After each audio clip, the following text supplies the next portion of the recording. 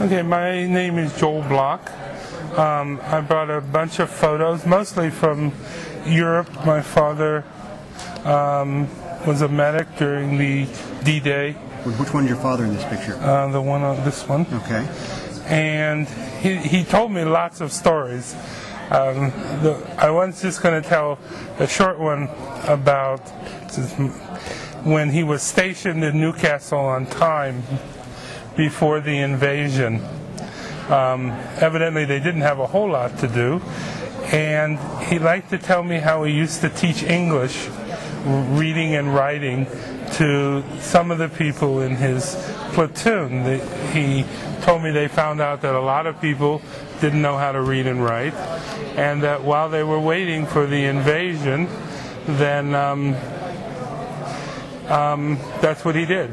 And what's interesting to me about this story, of course, is that's what I do. I teach people how to read and write. So I've always felt there's some connection between that story he told me and his experiences waiting for the invasion of Europe. Did your dad talk much about his service? He did. He did. Some of that generation didn't talk. I know. We used to celebrate June 4th as a holiday. I mean, he liked telling about the invasion. He told me he wasn't the hero. He wasn't in the first wave to go in. He was a medic, so he came in a kind of second wave, looked for people who were injured, and for even when I was a kid, and and I got hurt. I scraped my knee. He would take out, some medicine and say, "Well, this is how we did it in D-Day." He said, "It's going to hurt, but if it hurts, it shows it's getting better."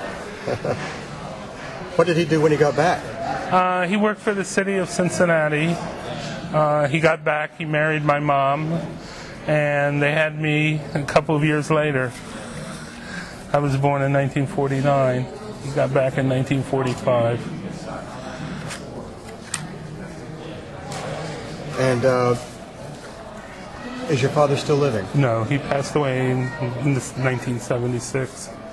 But as a teacher, you feel that kinship with him through that story? I do, and actually there's a lot of research on that era, and it's interesting that my father, that most people got it from books, but I heard it firsthand about this kind of literacy project that they had while he was just waiting.